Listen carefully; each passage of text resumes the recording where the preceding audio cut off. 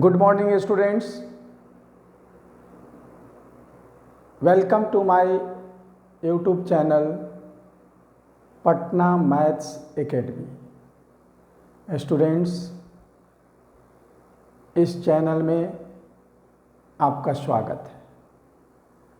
आज हम लोग एक टॉपिक पॉलिनोमियल का रह गया था जो है ग्राफ्स ऑफ पॉलिनोमियल।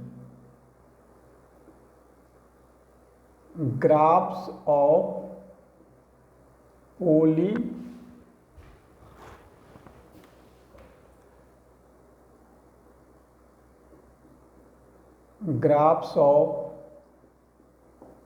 polynomials.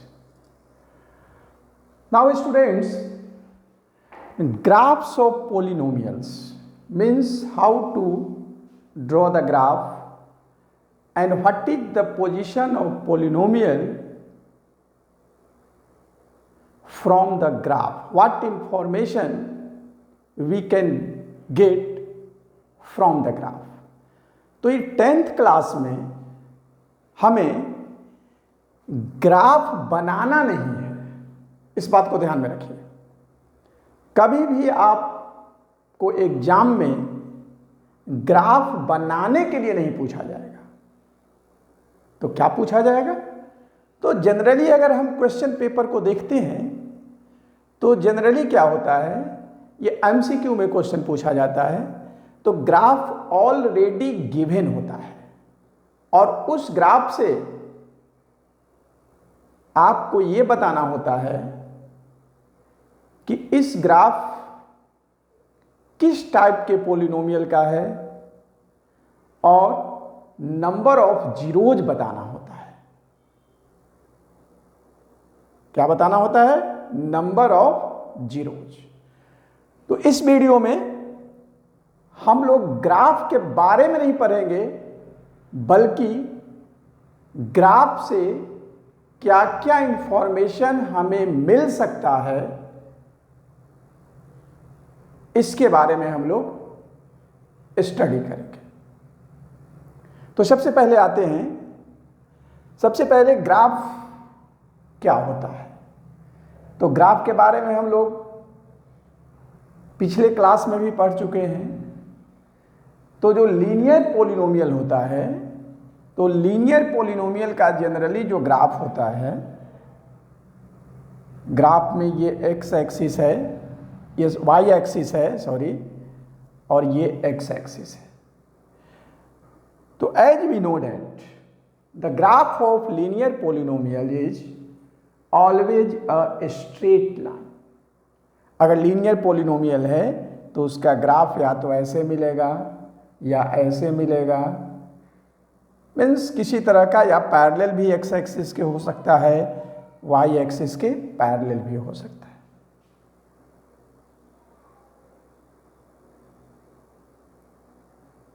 तो ये ग्राफ जो हुआ ये लीनियर पॉलिनोमियल का हुआ, means the graph of linear polynomial is always a straight line.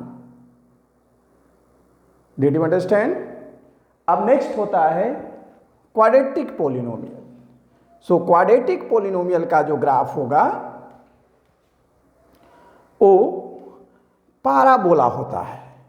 Parabola, अब देखो एक्स एक्सिस है, ये वाई एक्सिस है।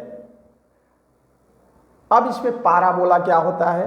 तो देखो ये पाराबोला है, तो ये ग्राफ ऐसे भी हो सकता है, ये ग्राफ नीचे की तरफ भी हो सकता है। सेकंड केस में ये ग्राफ यहां से ऐसे टच करते हुए भी हो सकता है। अंडरस्टूड? एक ग्राफ ऐसा भी हो सकता है कि विदाउट टचिंग भी हो सकता है, एक्स एक्सिस को टच नहीं कर रहा है, और इसी में हमारा सारे के सारे इंफॉर्मेशंस हैं। अब देखिए इंफॉर्मेशंस की बात हम लोग कर लेते हैं। तो सबसे पहले देखो ये ग्राफ है, ग्राफ का ये माइनस एक्स एक्सिस होता है, ये एक्स एक्सिस होता है, ये वाई होता है, ये माइनस वाई होता है। अब ध्यान से इंफॉर्मेशन देखो, देखो इस पाराबोला का ऊपर का पार्ट खुला हुआ है, यानी अपवर्ड ओपन है। तो अपवर्ड अगर ओपन हो तो हमारा क्या है, A X square parabola graph है, इसका मतलब क्वाड्रेटिक पोलिनोमियल है, तो इसका general form A X square plus B X plus C होता है। तो इसमें ए जो होगा अगर ऊपर की तरफ खुला हुआ है तो ए पॉजिटिव होगा। ध्यान से देखो इस ग्राफ में ए क्या होगा, ए पॉजिटिव होगा। अब इस ग्राफ की बात कर लेते हैं, डाउनवर्ड खुला हुआ है, डाउनवर्ड खुला हुआ है मीन्स यहां पर ए जो होगा वो निगेटिव होगा। यह भी अपवर्ड है मीन्स ए पॉजिटिव होगा। तो यहां से ए के बारे में जानकारी मिल गई कि ए पॉजिटिव होगा या निगेटिव होगा। इस ग्राफ को देखकर हम बता सकते हैं। दूसरी बात आते हैं, इस ग्राफ में ये जो ग्राफ है वो एक्स एक्सिस को 2 पॉइंट पर इंटरसेक्ट कर रहा है। एक्स एक्सिस को ध्यान से सुनो, एक्स एक्सिस को 2 पॉइंट पर इंटरसेक्ट कर रहा है मीन्स इसके 2 जीरोज होंगे। हाउ मेनी जीरोज, 2 जीरोज होंगे। यह भी 2 पॉइंट पर इंटरसेक्ट कर रहा है, तो इसके कितने जीरोज होंगे, इसके भी 2 जीरोज होंगे। ये एक पॉइंट पर टच कर रहा है, touching only 1 point, 1 and only 1 point. That means this is the graph of quadratic polynomial, but the zeros of the polynomial are equal, not distinct, same। सो जब नंबर ऑफ जीरोज की count करेंगे तो यहां counting जो है वो 1 ही हो जाएगा। मैं जो बता रहा हूं अकॉर्डिंग टू आपको सिलेबस बता रहा हूं, यहां पर मैं कह रहा हूं यहां जीरोज 2 है लेकिन दोनों चूंकि सेम है इसलिए जब काउंटिंग करेंगे तो एक ही जीरो की काउंटिंग होगी। अंडरस्टूड। यहां देखो ये टच नहीं कर रहा है मीन्स 0। नंबर ऑफ जीरोज कितना है, 0, कोई जीरो इसका नहीं है।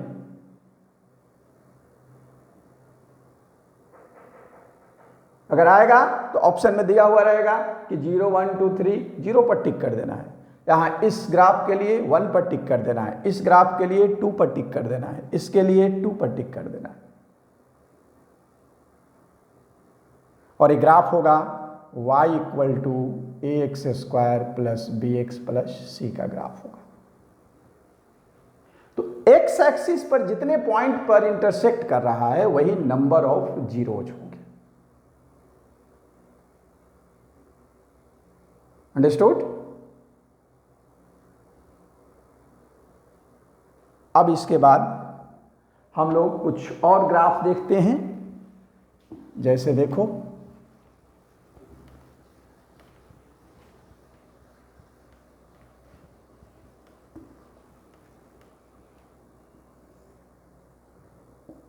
जो आपके एनसीईआरटी बुक में दिया हुआ है डिफरेंट स्टाइल में।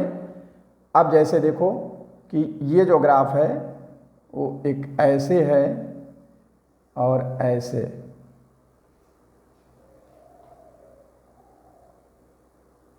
ठीक है। ये जो ग्राफ है एक्स एक्सिस को कितने पॉइंट्स पर कट कर रहे हैं, तो 3 पॉइंट पर कट रहे हैं। मीन्स नंबर ऑफ जीरोज कितना हुआ, 3। और पॉलिनोमियल कैसा होगा, इट इज क्यूबिक पॉलिनोमियल। ये क्यूबिक पॉलिनोमियल है, cubic 3 zeros means cubic polynomial. Understood. और भी ग्राफ्स कई तरह के आपके बुक में दिए हुए हैं, तो मैंने एक क्या किया, एक सिस्टम बता दिया, एक मेथड बता दिया कि नंबर ऑफ जीरोज को कैसे काउंट करेंगे और कैसे लिखेंगे इसके बारे में। अब देखो,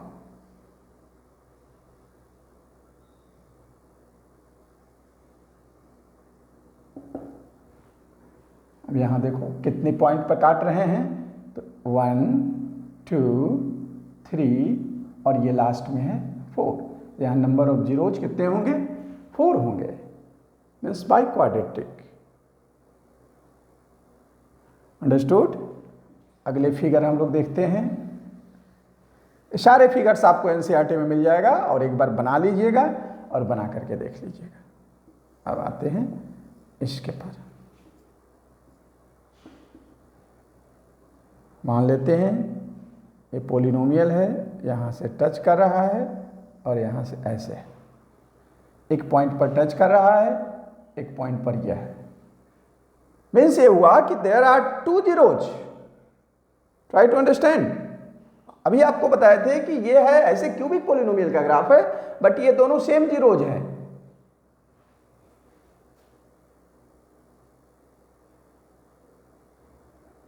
अंडरस्टूड अबाउट दिस? तो दिस इज अबाउट ग्राफ। इस तरह से आपको फिगर दिया जाएगा। जनरली यही क्वेश्चन पूछा जाता है। आप क्वेश्चन पेपर उठा के देखेंगे तो इसी तरह से आपको ग्राफ दिया हुआ रहेगा और आपको नंबर ऑफ जीरोज के बारे में बताना होगा। एक क्वेश्चन और हमारे माइंड में है जो आर.डी. शर्मा के बुक में दिया हुआ है। वो क्या होता है कि ए, बी और सी का साइन पूछता है। देखिए पहले ग्राफ देख लो। ग्राफ तो दिया हुआ रहेगा ही, क्योंकि मैंने पहले ही कहा कि ग्राफ आपको बनाना नहीं है, ग्राफ ऑलरेडी गिवन होगा।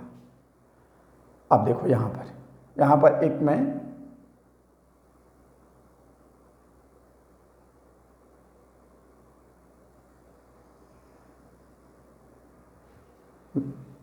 ग्राफ ले लिया जिसका ये पोजीशन है। ये जो पॉइंट है वो हाईएस्ट वर्टेक्स जिसको कहते हैं, ये वर्टेक्स है। अब आपको क्या बताना है? दिया हुआ रहेगा y = ax² + bx + c। ये क्वाड्रेटिक पॉलिनोमियल का ग्राफ है। अब इसमें आपको बताना है कि a, b और c का साइन क्या होगा, a क्या होगा, b क्या होगा और c क्या होगा, ये बताना है। तो देखो यहां जो है क्या है कि डाउनवर्ड ओपन है। तो डाउनवर्ड ओपन है तो मैंने आपको बताया था कि ये क्या होगा, नेगेटिव होगा। Clear? Already we have discussed about this. तो ए क्या होगा, नेगेटिव होगा।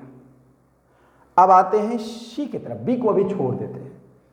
सी में क्या होगा? तो सी में हम लोग पढ़े थे कि ये वाई एक्सिस को पॉजिटिव वाई एक्सिस पर इंटरसेक्ट कर रहा है या नेगेटिव, तो ये पॉजिटिव पर कर रहा है। तो क्लियर हो गया कि सी जो होगा वो पॉजिटिव होगा। ध्यान से देखो, ये वाई एक्सिस को जिस पॉइंट पर कट कर रहा है उस पॉइंट को देखेंगे कि वो नेगेटिव एक्सिस पर है या पॉजिटिव पर है। अगर नेगेटिव पर है तो नेगेटिव सी होगा, पॉजिटिव पर है तो पॉजिटिव होगा। इस फिगर के लिए ये क्या है, पॉजिटिव है, तो हमने यहां पॉजिटिव ले लिया। तो ए और सी तो आसानी से हो गया। अब बी के लिए थोड़ा सा ट्रिक लगाते हैं। देखो इस पॉइंट का जो वर्टेक्स का जो कोऑर्डिनेट होता है वो -b/2a होता है और -d/4a होता है। अब देखो इसकी जरूरत हमें नहीं है, इसकी जरूरत हमें नहीं है, हमें इसकी जरूरत है।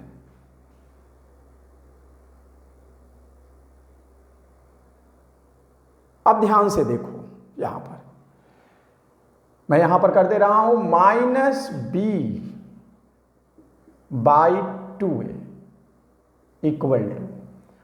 अब देखो ये दिस इज फर्स्ट क्वाड्रेंट या फर्स्ट क्वाड्रेंट, और फर्स्ट क्वाड्रेंट में both x and abscissa and ordinate are positive, यानी एक्स और वाई दोनों पॉजिटिव होता है, तो ये पॉजिटिव है।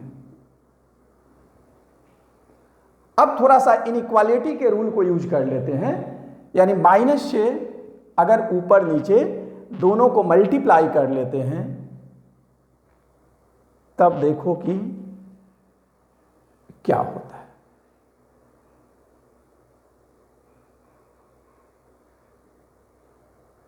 या अगर वो नहीं जानते हो, चूंकि इनइक्वालिटी तुम लोग नहीं पढ़े हो, 11 में जाओगे तो इसके बारे में पढ़ोगे।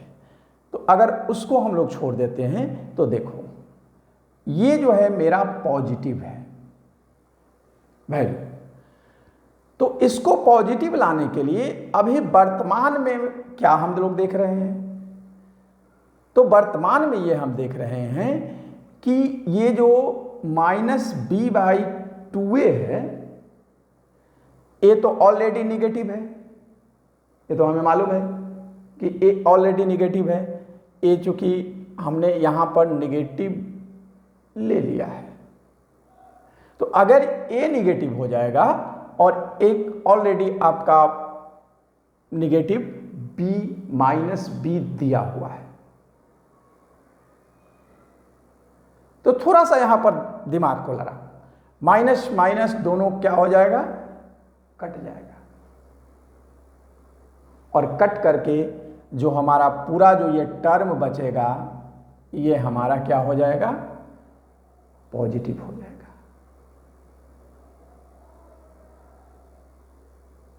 यानी मैं ये कह रहा हूं कि फॉर्मूला में अगर b के जगह पॉजिटिव अगर लेते हो, जैसे कोई नंबर हम लेकर के देख ले रहे हैं, देखो माइनस, और b के जगह पर हम कोई पॉजिटिव 2 ले रहे हैं, ध्यान दो, और डिवाइडेड बाय a हमें निगेटिव लेना है, तो 2 × -3 ले रहे हैं a के जगह पर।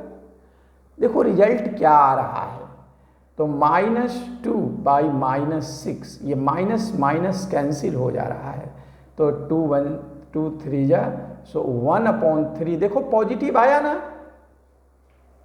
पॉजिटिव आया ना, या इसको ग्रेटर देन ऐसे भी कह सकते हैं दूसरे रूप में, -b/2a ग्रेटर देन 0। तो b हमें क्या लेना है, क्लियर हो गया, तो b हमें पॉजिटिव लेना है, ध्यान दो और समझने की कोशिश करो। यानी b क्या होगा, पॉजिटिव होगा। बोलो, एनी डाउट?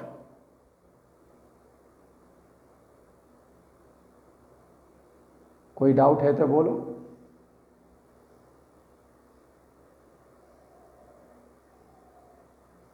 अब दूसरा में देखो, अगर तुम इनइक्वालिटी के फॉर्म में जा रहे हो तो देखो -b/2 है, यहां देखो समझो, ये क्या है, ग्रेटर देन 0 है, देन इंप्लाइज, इसको जब माइनस से मल्टीप्लाई करोगे, ध्यान दो, माइनस से जब मल्टीप्लाई करोगे तो साइन बदल जाता है। जैसे देखो -3 ग्रेटर देन -4, लेकिन जो ही दोनों तरफ माइनस से करोगे तो ये 3 लेस देन 4 हो जाएगा।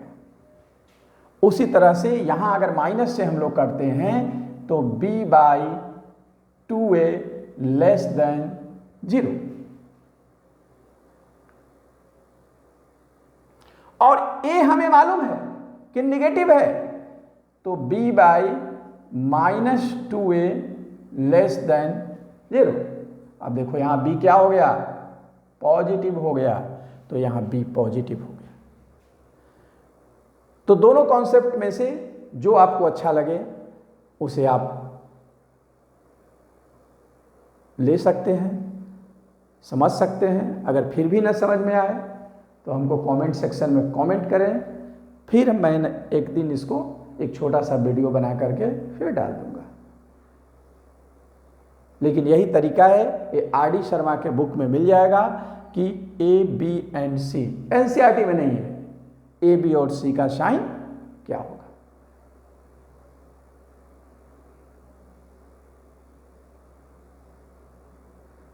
तो ओके बच्चों, ये बात समझ में आई। तो ये था हमारा ग्राफ्स ऑफ पॉलिनोमियल जो 10th क्लास में पढ़ना था। इससे ज़्यादा 10th क्लास में नहीं पढ़ना है।